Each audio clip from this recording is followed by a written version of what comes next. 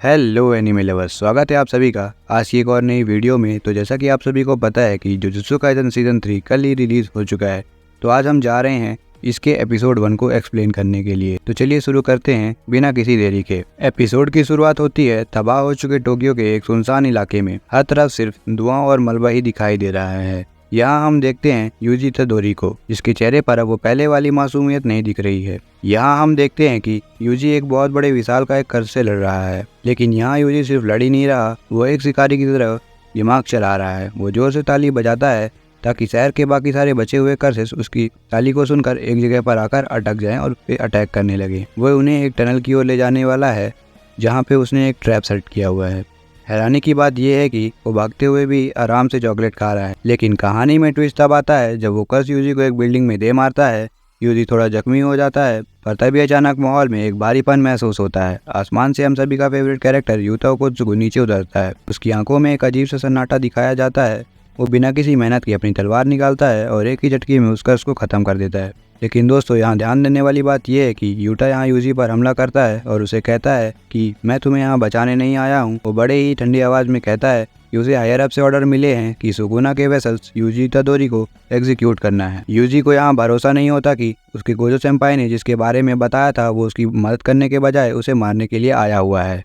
तभी scene shift होता है जनिन क्लैन के पुराने घर में। नाओबितो जनिन की मौत हो चुकी है और अब यहाँ अगला हेड बनने के लिए सब एक दूसरे के खून के प्यासे हैं। तभी एंट्री होती है नाओया जनिन की, जो कि बहुत ज्यादा घमंडी दिख रहा है। वो आते ही अपने भाइयों ओजी और जिंजी की बेइज्जती करता है और कहता है तुम सब यूजलेस हो, जनिन क्लैन का अगला हेड बनने के लायक सिर्फ मैं हूँ। नाओया एक स्पेशल ग्रेड 1 सॉर्सरर है और वो किसी को अपने बराबर नहीं समझता है। तभी जनिन क्लैन का एक लॉयर अंदर आता है और वो एक वसीयत को पढ़ता है जो कि नाओबितो ने अपने मरने से पहले लिखी थी। सबके होश तब उड़ते हैं जब वसीयत में लिखा होता है कि अगर गोजो सातोरू की प्रोटेक्शन हट जाती है, जो कि हो चुका है, तो मेगुमी फुशिगिरो को 27th बनाया जाएगा और सारी जायदाद उसकी हो जाएगी। नाओया ये सुनकर आग बुबूला हो जाता है। वो कहता है कि मेगुमी तो एक आउटसाइडर है और एक बच्चा है, उसे हेड कैसे बनाया जा सकता है। नाओया फैसला करता है कि वो मेगुमी को मार देगा ताकि उसका रास्ता साफ हो जाए। उसे अपनी मेड से पता चलता है कि मेगुमी तो इस समय टोक्यो में है और वो यूजी इतादोरी को ढूंढ रहा है। तो नाओया फैसला करता है कि वो इन दोनों को ही मार देगा और वो उन दोनों का सफाया करने के लिए यहाँ से निकल पड़ता है। वापस टोक्यो में हमें दिखाया जाता है कि यूजी थका हारा हुआ बैठा है। वो शिबुया की तबाही को याद करके रो रहा है। वो कहता है कि सुकुना ने मेरे शरीर का यूज करके हजारों लोगों को मार दिया है। वो नोबारा और ननामी की मौत का जिम्मेदार भी खुद को समझता है। वो कहता है मैं अब किसी के पास नहीं जा सकता हूँ। तभी चोजो वहाँ आता है और उसे भाई कह के पुकारता है। यूजी कहता है मैंने तुम्हारे भाइयों को मारा था, तुम मुझसे नफरत क्यों नहीं करते। चोजो बड़े सुकून से जवाब देता है भाई भाई में लड़ाई तो होती है और भाइयों के बीच इतना सब कुछ चलता है, पर मैं हमेशा तुम्हें अपना भाई ही मानूंगा, इसलिए मैं तुम्हें माफ करता हूँ और तुमने जो किया वो सिर्फ हालात के कारण किया। ये सीन हमें दिखाता है चोजो सच में यूजी को अपना खून मानता है। चोजो की ये बातें सुनकर यूजी चोजो के साथ कर्सेस को खत्म करने जाने के लिए रेडी हो जाता है और यहाँ पर ये दोनों कर्सेस को फिनिश करने के लिए निकल पड़ते हैं। यूजी अपनी स्पीड का यूज करके कर्सेस को अपने पीछे लाकर टनल में ले जाना चाहता है जहाँ पे यूजी और चोजो ने ट्रैप फिट किया हुआ है। तभी हमें दिखाया जाता है कि टनल के अंदर नाओया जनिन आ चुका है। नाओया आते ही यूजी को कहता है गोजो सील हो चुका है, अब तुम्हें कोई नहीं बचा पाएगा। नाओया की स्पीड इतनी ज्यादा तेज है कि चोजो और यूजी उसके अटैक को देख भी नहीं पाते हैं। नाओया चोजो को पलक झपकते ही दर्जनों मुक्के मार देता है। यूजी और चोजो मिलकर अटैक करते हैं, पर नाओया इतना फास्ट है कि वो उनके हर वार को डॉज कर देता है। तभी अचानक पूरे एरिया की एनर्जी बदल जाती है। एक बहुत ही भयंकर और भारी प्रेजेंस महसूस होती है। यूजी कांप जाता है और कहता है ये एनर्जी तो बिल्कुल गोजो सेंसेई जैसी है, कहीं गोजो सेंसेई वापस तो नहीं आ गए। लेकिन वो यूटा होता है। यूटा सिर्फ ऊपर से लैंड करता है और पूरी रूट यहाँ पे तबाह हो जाती है। यूटा और नाओया के बीच एक डील होती है, नाओया चोजो को संभालेगा और यूटा यूजी को एग्जीक्यूट करेगा।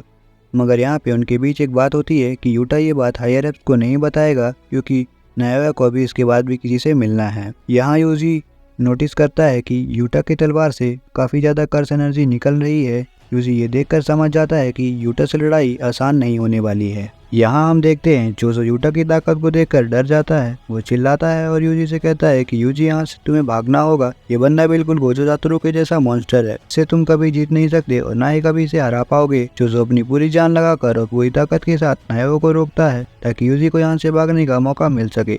नायोया मजाक उड़ाते हुए कहता है कि तुम सिर्फ अपना वक्त बर्बाद कर रहे हो, तुम्हें यहाँ कुछ हासिल नहीं होने वाला और ना ही तुम मुझे हरा सकते हो। और तभी यूजी यहाँ से भागता है और यूटा यूजी का भी पीछा करता है और उसे एक कार के ऊपर ले जाकर पटक देता है।